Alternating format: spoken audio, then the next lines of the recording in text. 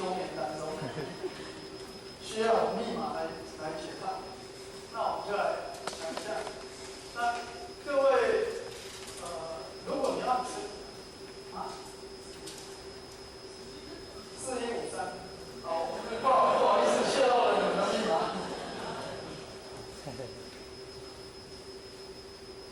果然没错，这个回归密码是对的。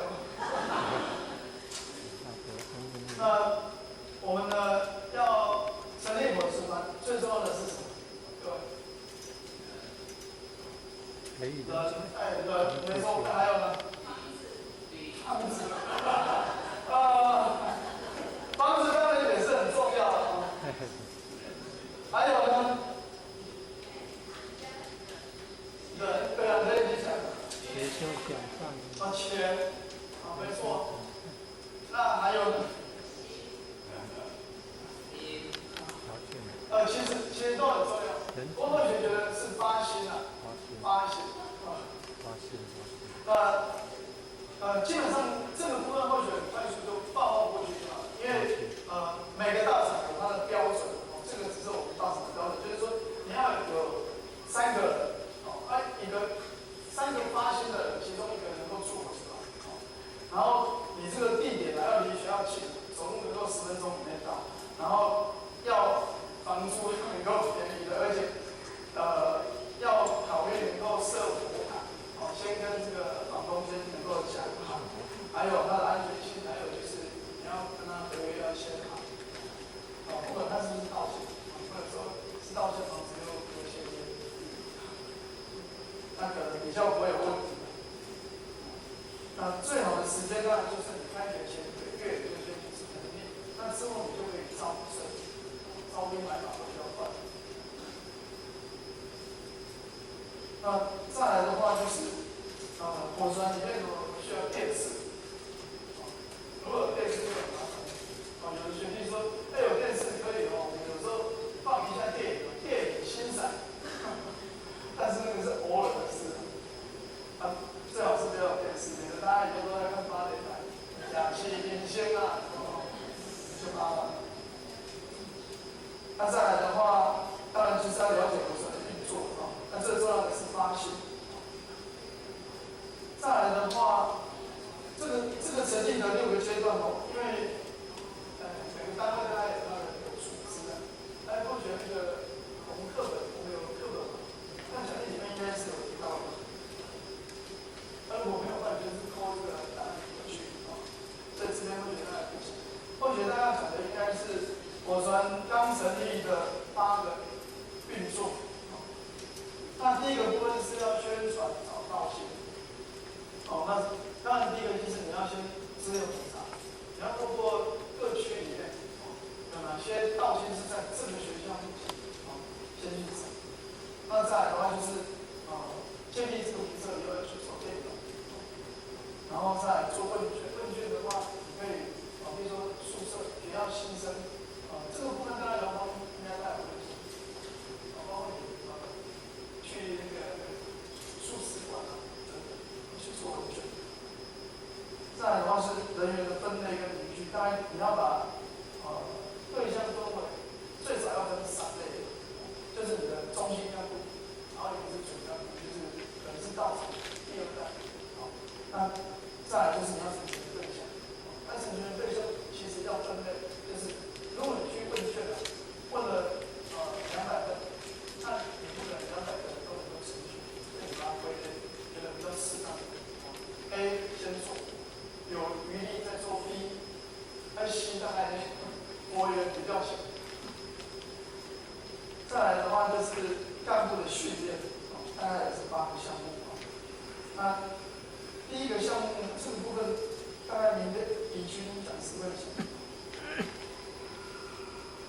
应对进退这个部分就是在伙食里面最基本的导航线一定要会打，你要能够问候，然后再来你要会接洽，这个是最根本最基本。那有一个是要求的，就是你要要求会介绍伙食团，会介绍自己如何来接近伙食团，或者是说自己修道，如果你是大学修道的，那你把你求经验，或是来火神的经验，跟你的同学朋友分享，他会对这个环境比较认识。而且这个是要训练，你要自己有一套讲法。然后再来的话就是，你如果要当一个干部的话，基本都会理解，然后讲道义三宝，这个基本上会。那在火山其实它有一个好处就是它很有气氛，因为火山非常办道，那办道之后就谁来当上战之力，所以你就会看到，然后请谁来讲三宝，那你就有机会。那不然你如果在社会界，大概要能够来讲三宝，大概机会不多。那生活作息的部分就是，当然我如果文化塑造好，你这个生活规范都有了，那新的学生学弟妹，他就会融入你这个伙食旁边。再来是基础道理，像那个城中啊，现在新城中，县里市里这些地方。再来就是要会做问卷，能够开广度的，我觉得你可以有那个导航手册，有没有遇过导航手册的东西？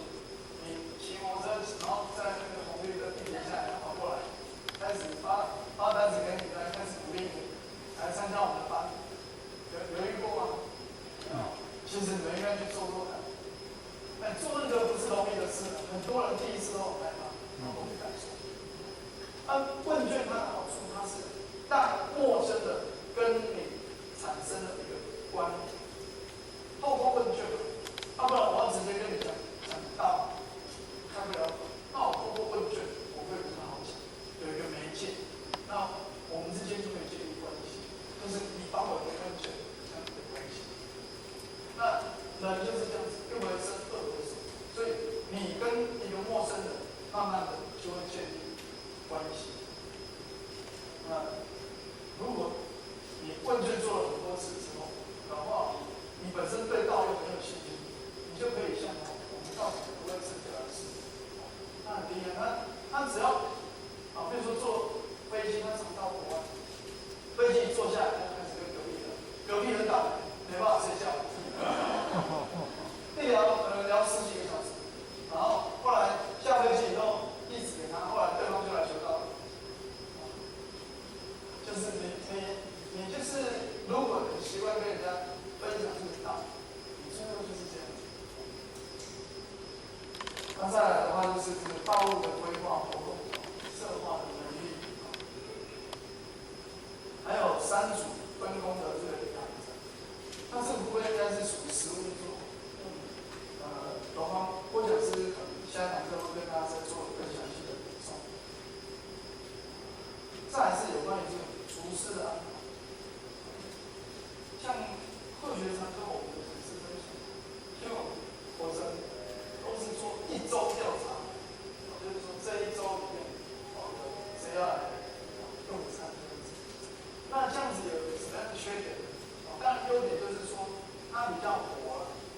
因为有时候呢，现在的学生活动很多，他不能确定这个礼拜这个月哪一天都一定会来。那或许就跟他们说，其实你不要替学生想太多，你要1个月的调查，然后钱先收了，用饭要钱吧，搭伙也要钱，不要了，钱收了以后他不来，他的损失，他就想他就要来。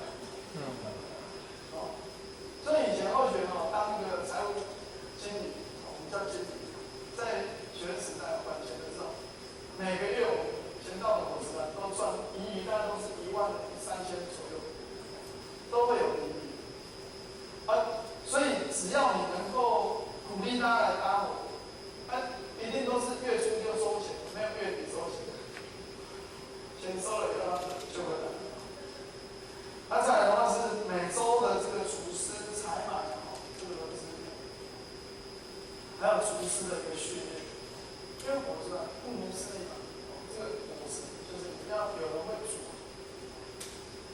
再来是目标的设定你要将目标具体化，那定出时间然后整体大方向。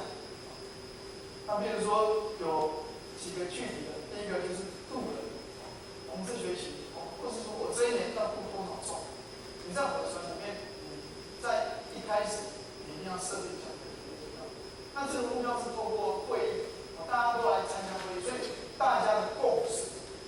那如果有共识，大家就会朝着目标来走。但是再来的话是研究班，比如说后学不晓得我们义和这边的研究班的名称嘛，就是像我们的新研，就是研究班，看它多少人，参加这个研究班的人数，你活出来，要定出来。中心班会要多少人来参加？那中心班会有很多，每一次都要定时。那再来的话是有关于这个整体性蜜月的大班会，比如说青头月，我们是文理班。那具体化之后呢，把它再来就是跟行事历做结合。行事历就是你这一学期，我们应该都了解吧？我传都有行事历。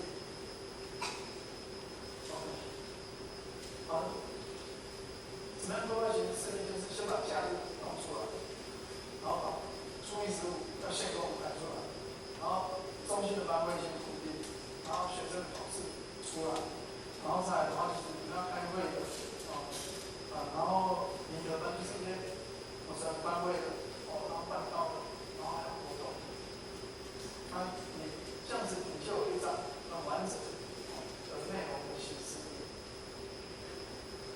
那我们再来讲一下这个目标的具体化，比如说度人，假设我们今天有一个火车，你今年要度50人，那你这50众，你就要分1年12个月，每个月大概要有一个目标的数贴在你的目标栏，本月目标10众，或是几众，那大家就会去冲了嘛，目前度几众，我们以前火车就是这样子，那大家就会去冲。就是说这个从政那我们比赛是个人，一人度多少一年一个人度300众，然后他就被颁奖。再来是研究班像内部的研究班、学界的研究班，你要把这个你的目标多少众，还要把对象学弟名字都写出来，然后去鼓励他。再来是中心的班会，我们都可以开证书，鼓励大家来参加有把中心的一些班会把它列出来有多少众，这我们多少众参加。你相当于如果以我们南新来说，南新目前8个火车，如果说每个班会里面都出10个学生就好，那我们就有新的这些80众。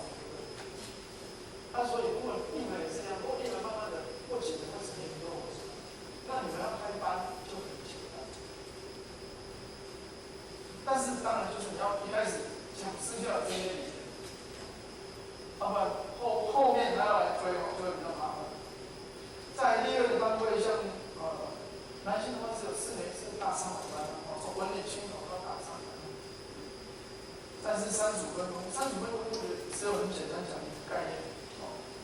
就是说，你有多少的人做多少事，分工的概念就是这样子。我们火车为什么要分工？就是希望人人有事做，事事有人做。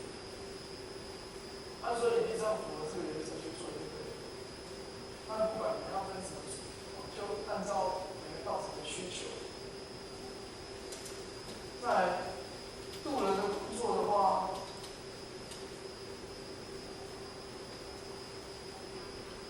简单讲就是说，渡人成全是火车，每天都要做的事。那重点是在养成每一个分子，每个干部，他习惯渡人这件事，渡人成全这个工作。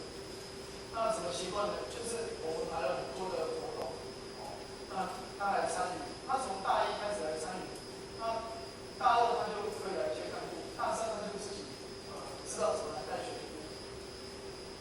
所以你种种的一个活动种种的班会，都是只有一个目的，就是要养成我们这些干部他的习惯，养成他渡人成全的习惯。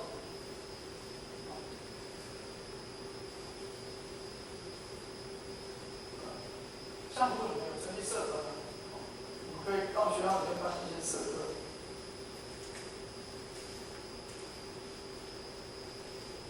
最后的话是要记录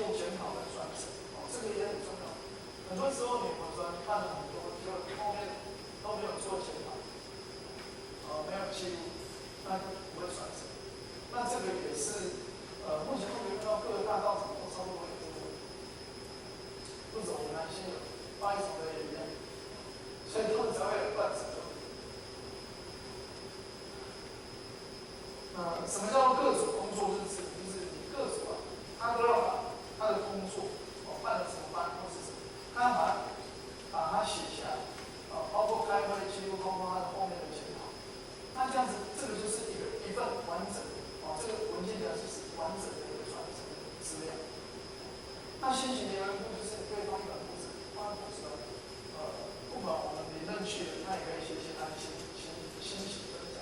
一个新的道新、非道新，他去了他都可以写，算是一个留言簿。那成全日指的是属于我们本身这些干部，他去布这些学弟妹，或者把分组、分家组，然后他的情况怎么样，写在这个成全的记录簿。利用后面一点时间再讲这个核酸运作10大原则。董方正你会讲，没有讲到，他也讲一下，因为这个是属于比较理念性的，后学原则上讲的都是比较理念性的东西，对不对？第一个就是火酸是以德性来带领，不是能力，但是不是讲是不要有人说，那我就不要能力，那也把持上，因为你一个火酸像你跟火酸50个人来用火，那8火50个人，如果你负责讲是眼睛不够锐利的，现在一个学弟一报备了，你宿舍在对别人，突然讲，跟他在，如果你没有很用心的话，那学弟妹，他今天进来脸臭臭的，你也没有发现他，但是如果你用心的，你会去观察他，这个学弟没来，打个手机问他，帮他送便当，这个学妹进来脸臭臭的，私底下跟他再聊一下，他是不是然后说，所以还是要有能力的。那再来的话就是身教重于言教，一定要以身作则，而且要心系火神化，你要把火神看重，你不要今天火神要把一个活动，你想看，今天呢我在这个时间上有什么事，或是有什么工作，所以你自己先考量，好，然后就改时间。你要想的是整体火神化，大家最适合的时间点在哪里？要以这个为主。那学生呢，他都是在做中学，实务的做当中，你就告诉他哪里错了。要以火神为家。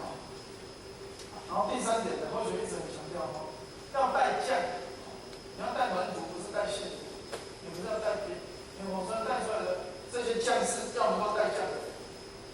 你要有这些你的理念跟文化，你不要带出来的只是我要多来算，两应对反，你做什么他会跟着做。那之后呢，这个叫没你就不行，那是糟。你要孩子，我要你比我更好，那才行。你要一代比一代强，不要一代过一代。所以你带火神一定要有个观念，就是你要带的要带将，所以带将你的标准就要有把握标准，你不要用兵的标准来带出来一堆兵，你这个我的没起你就摸摸。再来的话就是学生的主导运作，虽然学生他是自给自足，学生自己来运作，但是讲师你还是要关心他，你不要让他觉得说都丢给我，你要去关心他，辅导他。那大方针、大方向还是要有讲师，有这个会有让我们这个火神教学中心整体规划，因为办道是办大的。那原则上运作部分有一点重要，就是自给自足。像崇德那边有什么中心补助这件事，你没钱怎么办？自己想办法。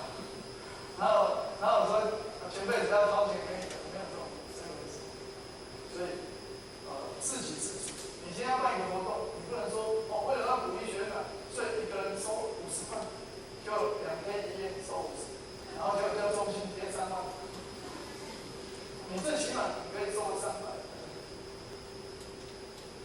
再来的话，3组分工那承上启下，就是简单讲就是刚才讲过的事事有人做，那人人有事做。那在整个3组分工的部分，有一个重点就是，大家在做事情的过程里面，不要计较。要学习我们老师叫公心一片。如果你不计较，其实大家都是为了伙食嘛，就是你在伙食运作，没有说为了个人，就是为了伙食。那大家意见不同，没关系啊，互相可以互砍或者互通。你先不要计较，那没事，要公心一片。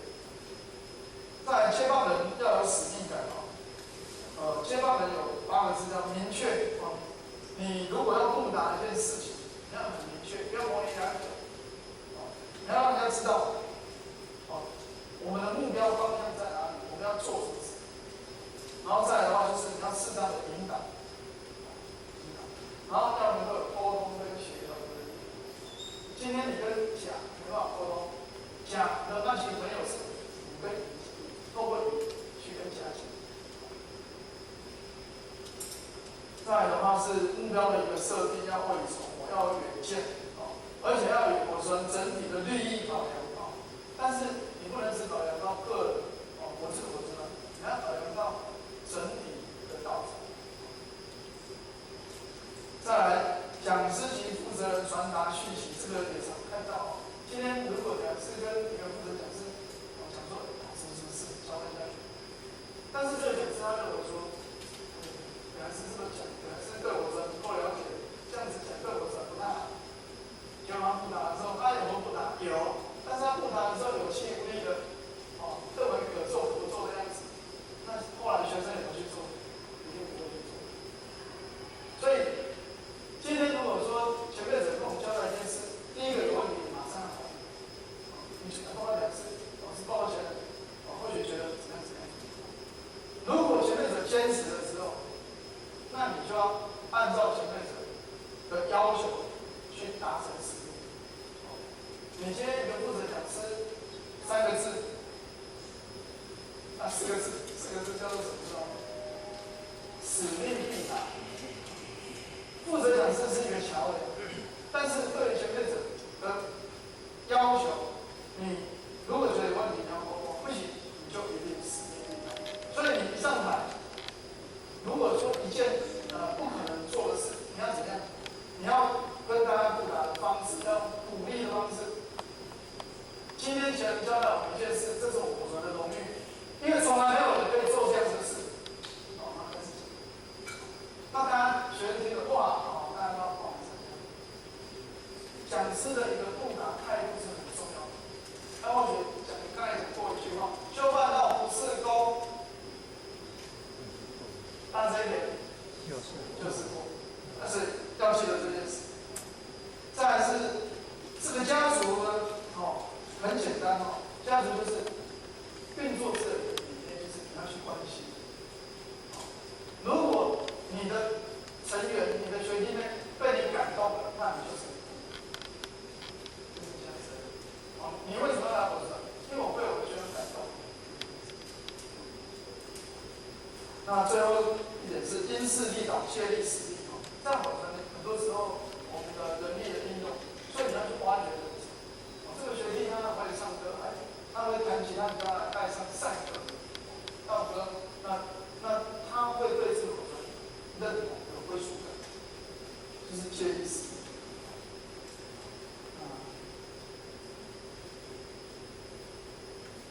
好，来到结论就是这个火船这样子好不好？介绍到这里，这一句一定要大声一点的。好，好像还不够有决心。如果有很决心的时候要怎么讲？火船好不好？好，给自己掌声鼓励一下。那如果大家觉得好的话，应该要来成立，对不对？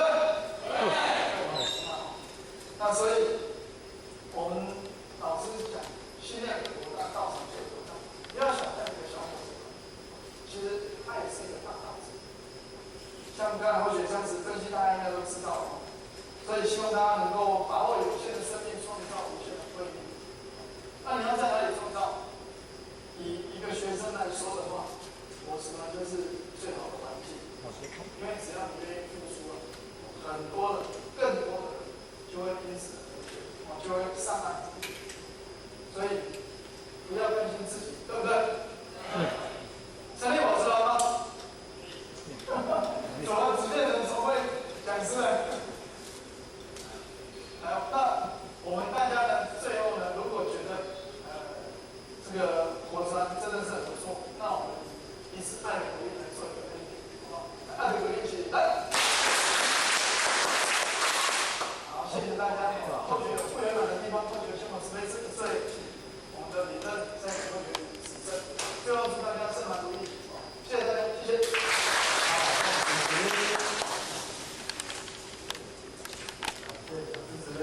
到鞠躬，坤到鞠躬。最终